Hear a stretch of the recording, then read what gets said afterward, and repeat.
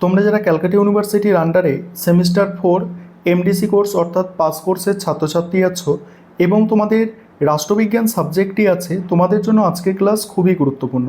আজকের ক্লাসে তোমাদের CC4 পেপার অর্থাৎ ইন্ডিয়ান পলিটিক্যাল থট, এই পেপার থেকে মডিউল 1-এর 3টি গুরুত্বপূর্ণ প্রশ্নোত্তর নিয়ে আলোচনা করব। আশা করি এর মধ্যে তোমরা একটি প্রশ্ন অবশ্যই কমন পাবে। দেখে নাও তোমরা, 3টে প্রশ্নই খুব গুরুত্বপূর্ণ, অবশ্যই একটি কমন পাবে এটুকু নিশ্চিত। প্রথম প্রশ্ন আছে দণ্ডনীতি সম্পর্কে কৌটিল্যের ধারণা বা কৌটিল্যের দণ্ডনীতি আলোচনা করো। কিভাবে প্রশ্নের উত্তর গুছিয়ে লিখবে ভালো করে বুঝে নাও। প্রথমে ইন্ট্রোডাকশন অর্থাৎ ভূমিকা। প্রাচীন ভারতের রাষ্ট্রচিন্তায় কৌটিল্যের নাম সর্বাগ্রে উচ্চারিত হয়। তার রচিত অর্থশাস্ত্র গ্রন্থটি কেবল রাজনৈতিক কূটনীতির দলিল নয়, এটি একাধারে রাষ্ট্র পরিচালনা, অর্থনীতি এবং আইন ব্যবস্থার এক পূর্ণাঙ্গ বিশ্বকোষ। কৌটিল্য বিদ্যাকে মূলত 4 ভাগে ভাগ করেছেন। সেখানে 4টি ভাগ, যেটা অনাবীক্ষিকী, ত্রয়ী, বার্তা এবং দণ্ডনীতি। এর মধ্যে দণ্ডনীতি হলো শাসন ব্যবস্থা এবং রাষ্ট্রীয় ক্ষমতা প্রয়োগের মূল বিজ্ঞান। প্রাচীন রাষ্ট্রচিন্তায় দণ্ডনীতির গুরুত্ব অপরিসীম। এই প্রসঙ্গে প্রখ্যাত রাষ্ট্রবিজ্ঞানী UN ঘোষাল যথার্থই বলেছেন, কৌটিল্যের অর্থশাস্ত্রে দণ্ডনীতি কেবল শাস্তি প্রদানের হাতিয়ার নয়, এটি হলো সমাজ ও রাষ্ট্রের অস্তিত্ব রক্ষার মূল ভিত্তি। দণ্ডনীতির যথাযথ প্রয়োগের মাধ্যমে সমাজে ন্যায় ও শান্তি প্রতিষ্ঠা করা সম্ভব বলে কৌটিল্য মনে করেন। এবার কৌটিল্যের দণ্ডনীতির স্বরূপ বা দণ্ডনীতি বুঝে নাও। দণ্ডনীতি বলতে সাধারণভাবে শাস্তি প্রদানের নীতিকে বোঝানো হলেও কৌটিল্যের মতে এর অর্থ আরও ব্যাপক ও গভীর। দণ্ড হলো রাষ্ট্রীয় বল প্রয়োগের ক্ষমতা বা সার্বভৌম শক্তি, আর এই দণ্ডকে কেন্দ্র করেই যে নীতিবিদ্যা গড়ে ওঠে তাকেই দণ্ডনীতি বলা হয়। দণ্ডনীতির মূল লক্ষ্য হলো যা অপ্রাপ্ত তা অর্জন করা, যা অর্জিত তা সযত্নে রক্ষা করা এবং যা রক্ষিত তা বৃদ্ধি করা এবং যা বর্ধিত তা যোগ্য ব্যক্তির মধ্যে সাম্যকভাবে বন্টন করা। এখানে কি বলা হচ্ছে দেখো, কৌটিল্যের মতে সমাজে অন্য 3টি বিদ্যা অর্থাৎ আণিবীক্ষণিক, ত্রয়ী ও বার্তা সঠিকভাবে তখনই কার্যকর হতে পারে যখন দণ্ডনীতিকে সুদৃঢ়ভাবে প্রয়োগ করা হয়। দণ্ডনীতি ছাড়া সমাজে শৃঙ্খলার কোনো অস্তিত্ব থাকতে পারে না। কৌটিল্যের মতে সমাজে যদি দণ্ডনীতির প্রয়োগ না থাকে তবে মৎস্য ন্যায় বা চরম অরাজকতার সৃষ্টি হয়। বড় মাছ যেমন ছোট মাছকে গিলে খায়, ঠিক তেমনই শক্তিশালী মানুষ দুর্বলকে অত্যাচার করবে যদি রাষ্ট্রের দণ্ড প্রয়োগে ভয় না থাকে। তবে এই দণ্ড প্রয়োগের ক্ষেত্রেও রাজাকে অত্যন্ত সতর্ক হতে হবে। কৌটিল্য বলেছেন, রাজা যদি অতিরিক্ত কঠোর দণ্ড প্রয়োগ করেন বা প্রজারা ক্ষুব্ধ হয় এবং বিদ্রোহের সম্ভাবনা দেখা দেয়, বলছে বেশি দণ্ড দিলে আবার কি, প্রজারা ক্ষুব্ধ হবে, বিদ্রোহের সম্ভাবনা দেখা দেবে। অন্যদিকে রাজা যদি অত্যন্ত দুর্বল দণ্ড প্রয়োগ করেন তবে সমাজে অপরাধ বৃদ্ধি পায়। এই দণ্ডনীতির ভারসাম্য সম্পর্কে প্রখ্যাত রাষ্ট্রবিজ্ঞানী ভি আর মেহতা তার গ্রন্থে উল্লেখ করেছেন, দণ্ডনীতির যথার্থ ও পরিমিত প্রয়োগের মাধ্যমে কৌটিল্য এমন এক শক্তিশালী রাষ্ট্র গড়ে তুলতে চেয়েছিলেন যা অভ্যন্তরীণ বিশৃঙ্খলা ও বহিরাগত আক্রমণ থেকে সুরক্ষিত থাকে। তাই উপযুক্ত ও ন্যায়সঙ্গত দণ্ড প্রয়োগই হলো আদর্শ রাষ্ট্রের ভিত্তি। এবার দণ্ডনীতির প্রধান প্রয়োগকারী হলেন স্বয়ং রাজা, তবে রাজা এই ক্ষমতা যথেচ্ছভাবে ব্যবহার করতে পারেন না। রাজাকে অবশ্যই সুশিক্ষিত, আত্মসংযমী এবং ন্যায়পরায়ণ হতে হবে। দণ্ডনীতির উদ্দেশ্য কোনোভাবেই প্রজাদের ওপর স্বৈরাচারী শাসন চাপিয়ে দেওয়া নয়, বরং এর মূল উদ্দেশ্য হলো ধর্ম এবং সামাজিক কাঠামোকে রক্ষা করা। কৌটিল্যের দণ্ডনীতি ধর্মনীতির সাথে ওতপ্রোতভাবে যুক্ত। রাষ্ট্রীয় আইন, সামাজিক প্রথা এবং ন্যায় বিচারের ওপর ভিত্তি করেই রাজা দণ্ড প্রয়োগ করেন। দুষ্টের দমন এবং শিষ্টের পালনের মধ্যে দিয়েই সমাজে একটি সুস্থ, ভয়মুক্ত এবং উন্নত পরিবেশ বজায় রাখাই হলো কৌটিল্যের দণ্ডনীতির চূড়ান্ত লক্ষ্য। এবার উপসংহার দেখে নাও, উপসংহার দিয়ে তোমাদের প্রশ্নের উত্তরটা শেষ করতে হবে। তারপর হচ্ছে কি, কূটনীতি সম্পর্কে কৌটিল্যের ধারণা বিস্তারিত আলোচনা করো। কূটনীতি সম্পর্কে কৌটিল্যের ধারণা, প্রথমেই ইন্ট্রোডাকশন অর্থাৎ ভূমিকা, ঠিক আছে, ওটা ছিল দণ্ডনীতি, এটা হচ্ছে কূটনীতি। এই দুটোর মধ্যে একটা পড়বে এই পরীক্ষায়। দেখো, প্রাচীন ভারতের রাষ্ট্রচিন্তার ইতিহাসে কৌটিল্য বা চাণক্যের নাম সর্বাগ্রে উচ্চারিত। তার রচিত কালজয়ী গ্রন্থ অর্থশাস্ত্র কেবল রাষ্ট্র পরিচালনার দিক নির্দেশনই নয়, বরং এটি বৈদেশিক নীতি কূটনীতির এক প্রামাণ্য দলিল। কৌটিল্যের কূটনীতির মূল লক্ষ্য ছিল রাষ্ট্রের নিরাপত্তাকে সুনিশ্চিত করা এবং সাম্রাজ্যের বিস্তার সাধন। প্রখ্যাত রাষ্ট্রবিজ্ঞানী V.R. মেহতা তার সম্পর্কে বলেছেন, কৌটিল্যের অর্থশাস্ত্র প্রাচীন ভারতের রাষ্ট্রনীতি ও কূটনীতির বিজ্ঞানের সর্বাপেক্ষা প্রাচীন এবং সুশৃঙ্খল একটি প্রামাণ্য গ্রন্থ। মূলত বাস্তববাদ, তীক্ষ্ণ বুদ্ধিমত্তা ও চরম রাষ্ট্রীয় স্বার্থের ওপর ভিত্তি করেই তিনি তার এই কূটনীতির ধারণাগুলি প্রণয়ন করেছিলেন। এবার কূটনীতি সম্পর্কে কৌটিল্যের ধারণা দেখো। কৌটিল্য কূটনৈতিক চিন্তাধারার অন্যতম ভিত্তি হলো তার বিখ্যাত মণ্ডল তত্ত্ব। এই তত্ত্বে তিনি বারোটি রাষ্ট্রের একটি কাল্পনিক বৃত্ত বা মণ্ডলের কথা বলেছেন, যার কেন্দ্রে রয়েছে বিজিগিসু রাজা অর্থাৎ রাজ্য বিস্তারে ইচ্ছুক রাজা। এটা বুঝবে, বিজিগিসু মানে কি, যে মানে রাজ্য বিস্তারে ইচ্ছুক। কৌটিল্যের কূটনীতির একটি মৌলিক সূত্র হলো প্রতিবেশী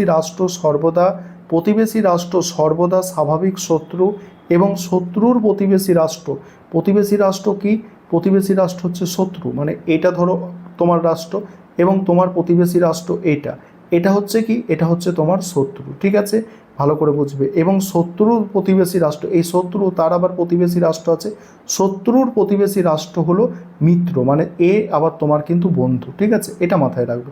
এই নীতি অনুসরণ করে তিনি মিত্র মানে বন্ধু জানো, আর অরি মানে হচ্ছে শত্রু, এবং মধ্যম মানে কি, যে শত্রুও নয় মিত্রও নয়। ঠিক আছে, এবং উদাসীন মানে যিনি ক্ষমতার লড়াই থেকে দূরে সরে থাকেন। এই 4 ধরনের রাষ্ট্রের শ্রেণীবিন্যাস করেছেন। মণ্ডলে এই ভৌগোলিক ও রাজনৈতিক বিন্যাসকে কাজে লাগিয়ে কিভাবে বিজিগিসু রাজা নিজের শক্তি বৃদ্ধি করবেন এবং শত্রুদের দুর্বল করবেন, সেটাই তার কূটনীতির প্রাথমিক স্তর। বৈদেশিক ও কূটনৈতিক সম্পর্ক পরিচালনার জন্য কৌটিল্য স্বরগুণ্য বা 6টি নীতির কথা বলেছেন। এগুলো হলো সন্ধি মানে চুক্তি বা আপোষ, বিগ্রহ মানে যুদ্ধ, যান মানে আক্রমণের প্রস্তুতি, আসন মানে হচ্ছে নিরপেক্ষ বা নীরব থাকা, সংশয় মানে শক্তিশালী রাজার আশ্রয় নেওয়া, তারপরে দৈবীভাব মানে একই সাথে একজনের সাথে সন্ধি, অন্যের সাথে যুদ্ধনীতি গ্রহণ করা, পরিস্থিতি নিজস্ব শক্তি শত্রুর দুর্বলতা বিচার করে রাজাকে এই নীতিগুলির মধ্যে থেকে উপযুক্তটি বেছে নিতে হয়। কৌটিল্যের এই চরম বাস্তববাদী কূটনৈতিক দৃষ্টিভঙ্গি সম্পর্কে প্রখ্যাত ভারতীয় রাষ্ট্রবিজ্ঞানী বিনয় কুমার সরকার মন্তব্য করেছেন, কৌটিল্যের কূটনীতিতে আদর্শবাদের কোনো স্থান নেই, এটি হলো নিরেট রাজনৈতিক বাস্তববাদ। তিনি সবসময় জোর দিয়েছেন যে রাজার প্রধান কাজ হলো যে কোনো উপায়ে রাষ্ট্রের শক্তি, সম্পদ ও প্রতিপত্তি বৃদ্ধি করা, যেখানে নৈতিকতার কোনো বাধ্যবাধকতা নেই। এছাড়া কূটনীতিকে সফলভাবে প্রয়োগ করার জন্য 4টি বিশেষ উপায় বা কৌশলের কথা বলেছেন। এই উপায়গুলো কি? সাম মানে হচ্ছে শান্তিপূর্ণ আলোচনা, দান মানে উপহার বা উৎকোচ প্রদান, ভেদ মানে শত্রু শিবিরে বিভেদ বা ফাটল ধরানো, আর দণ্ড মানে সর্বশেষ উপায় হিসাবে বল প্রয়োগ করা। কৌটিল্যের কূটনীতিতে দূত এবং গুপ্তচর এর ভূমিকাও অপরিসীম। তিনি নিশিস্বাস্থ্য, তারপরে পরিমার্থ এবং শাসনহর, এই 3 ধরনের দূতের কথা উল্লেখ করেছেন। এই দূতদের প্রধান কাজ ছিল বিদেশে নিজ রাষ্ট্রের স্বার্থ রক্ষা করা, শত্রুর গোপন তথ্য সংগ্রহ করা এবং বিদেশি রাজার মধ্যে অন্তর্দ্বন্দ্ব সৃষ্টি করে নিজের রাজাকে কূটনৈতিক সুবিধা পাইয়ে দেওয়া। এবার উপসংহার দিয়ে প্রশ্নের উত্তর তোমাকে শেষ করতে হবে। উপসংহারটা আলোচনা করছি না, উপসংহারটা দেখে নিতে হবে তোমাদের। এবং আজকে ক্লাসের শেষ প্রশ্ন হচ্ছে, প্রাচীন ভারতীয় রাষ্ট্রচিন্তার মূল বৈশিষ্ট্য আলোচনা করো। আজকে ক্লাসটা যারা দেখলে, তোমরা অনেকেই দেখবে, ঠিক আছে, সবাই তো দেখবে এরকম নয়, সবার কাছে নোটিফিকেশনও হয়তো পৌঁছাবে না। যারা তোমরা দেখবে আশা করি উপকৃত হবে এবং এখান থেকে প্রশ্ন পরীক্ষায় কমন অবশ্যই পাবে, একদম নিশ্চিত। দেখো ভূমিকায় কি বলা হচ্ছে, দেখো প্রাচীন ভারতীয় রাষ্ট্রচিন্তা বিশ্বের প্রাচীনতম ও সমৃদ্ধশালী রাজনৈতিক দর্শনগুলির মধ্যে অন্যতম। আর বাকি পোর্শনটা আলোচনা করব, এই উত্তরটা নিয়ে আসলে আলোচনা করব তার আগে একটা বিষয় বলি, তোমাদের জন্য কিন্তু স্টাডি মেটেরিয়াল তৈরি করা হয়েছে। তোমাদের যে দুটো পেপার আছে এই দুটো পেপারেরই স্টাডি মেটেরিয়াল অর্থাৎ পিডিএফ নোটস আমাদের তৈরি আছে। তোমরা যদি কেউ স্টাডি মেটেরিয়াল পারচেস করতে চাও অবশ্যই তোমরা স্ক্রিনে দেওয়া নম্বরে যোগাযোগ করতে পারো। এই প্রশ্নের উত্তরটা আরেকবার প্রথম থেকে বলছি, শোনো ভালো করে। প্রাচীন ভারতীয় রাষ্ট্রচিন্তা বিশ্বের প্রাচীনতম ও সমৃদ্ধশালী রাজনৈতিক দর্শনগুলির মধ্যে অন্যতম। গ্রিক রাষ্ট্রচিন্তার মতো প্রাচীন ভারতের রাজনীতি কোনো একক বা স্বতন্ত্র শাস্ত্র হিসাবে গড়ে ওঠেনি, বরং তা ধর্ম, দর্শন, নীতিশাস্ত্র, সমাজ ব্যবস্থার সাথে ওতপ্রোতভাবে জড়িত ছিল। বেদ, উপনিষদ, রামায়ণ, মহাভারত, মনুস্মৃতি এবং কৌটিল্যের অর্থশাস্ত্র হল প্রাচীন ভারতীয় রাষ্ট্রচিন্তার প্রধান উৎস। এই চিন্তাধারার মূল লক্ষ্য ছিল সমাজের ন্যায় প্রতিষ্ঠা ও শৃঙ্খলা বজায় রাখা। এই প্রসঙ্গে প্রখ্যাত রাষ্ট্রবিজ্ঞানী এএস আলতেকর যথার্থই বলেছেন, প্রাচীন ভারতের রাষ্ট্রনীতি কখনোই ধর্ম ও সামাজিক নৈতিকতার গণ্ডি পেরিয়ে সম্পূর্ণ স্বাধীন রূপ লাভ করেনি। এবার প্রাচীন ভারতের রাষ্ট্রচিন্তার বৈশিষ্ট্যের মধ্যে প্রথম হচ্ছে যে ধর্ম ও নৈতিকতার প্রাধান্য। প্রাচীন ভারতীয় রাষ্ট্রচিন্তায় ধর্ম একটি অত্যন্ত গুরুত্বপূর্ণ ও সর্বব্যাপী ধারণা। এখানে ধর্ম বলতে কোনো বিশেষ ধর্মীয় উপাসনা পদ্ধতিকে বোঝায়নি, বরং বোঝানো হয়েছে ব্যক্তির কর্তব্য, ন্যায় বিচার, আইন ও সার্বিক নৈতিকতাকে। রাষ্ট্রনীতি বা দণ্ডনীতি সর্বদা ধর্মের অনুশাসনে অধীনস্থ ছিল। রাষ্ট্র বা রাজার প্রধান কাজ ছিল সমাজকে রক্ষা করা এবং দেশের ধর্মভিত্তিক ন্যায় প্রতিষ্ঠা করা। ধর্মই ছিল রাষ্ট্রের অলিখিত সংবিধান। তারপরে বলা হচ্ছে রাজতন্ত্রের আধিপত্য ও রাজার কর্তব্য। প্রাচীন ভারতের শাসন ব্যবস্থার প্রধান এবং সর্বাধিক প্রচলিত রূপ ছিল রাজতন্ত্র। রাজা ছিলেন রাষ্ট্রের সর্বাধিনায়ক, তবে তিনি কোনোভাবেই স্বৈরাচারী বা স্বেচ্ছাচারী ছিলেন না। রাজাকে কঠোরভাবে রাজধর্ম পালন করতে হতো এবং প্রজার কল্যাণ সাধনই ছিল তার প্রধান ব্রত। এই প্রসঙ্গে রাষ্ট্রবিজ্ঞানী কেপি জয়সওয়াল তার গবেষণায় মন্তব্য করেছেন, প্রাচীন হিন্দু রাজা ছিলেন রাষ্ট্রের একজন সেবক মাত্র, কোনো নিরঙ্কুশ প্রভু নন। প্রজার সুখী যে রাজার সুখ, এই নীতি প্রাচীন ভারতের রাজতন্ত্রকে একটি কল্যাণকামী রূপ দিয়েছিল। তারপর হচ্ছে কি রাষ্ট্রের উৎপত্তি সংক্রান্ত তাত্ত্বিক দৃষ্টিভঙ্গি। প্রাচীন ভারতে রাষ্ট্রের উৎপত্তি সম্পর্কে মূলত দুটি তত্ত্বের শক্তিশালী উপস্থিতি লক্ষ্য করা যায়: ঐশ্বরিক উৎপত্তি তত্ত্ব এবং সামাজিক চুক্তি তত্ত্ব। মনুস্মৃতি, মহাভারতে বলা হয়েছে যে ঈশ্বর রাজাকে সৃষ্টি করেছেন সমাজকে অরাজকতা ও বিশৃঙ্খলার হাত থেকে রক্ষা করতে। অন্যদিকে কৌটিল্য তার অর্থশাস্ত্রে এক ধরনের সামাজিক চুক্তির কথা বলেছেন, যেখানে মানুষ মৎস্য ন্যায় থেকে মুক্তি পেতে চুক্তির মাধ্যমে রাজশক্তি প্রতিষ্ঠা করেছিলেন। তারপর হচ্ছে কি রাষ্ট্রের সপ্তাঙ্গ তত্ত্বের ধারণা। প্রাচীন ভারতীয় রাষ্ট্রচিন্তায় রাষ্ট্রকে একটি সজীব সত্তা বা মানব দেহের মতো কল্পনা করা হয়েছে। কৌটিল্য রাষ্ট্রের 7টি অপরিহার্য অঙ্গের কথা বলেছেন, যা সপ্তাঙ্গ তত্ত্ব নামে পরিচিত। এই 7টি অঙ্গ হলো স্বামী রাজা, অমাত্য মন্ত্রী, জনপদ ভূখণ্ড, দুর্গ, কোষ, দণ্ড, মিত্র। মানবদেহের অঙ্গগুলির মতো এই উপাদানগুলি একে অপরের পরিপূরক। এদের সঠিক সমন্বয়েই একটি শক্তিশালী রাষ্ট্র গঠিত হয়।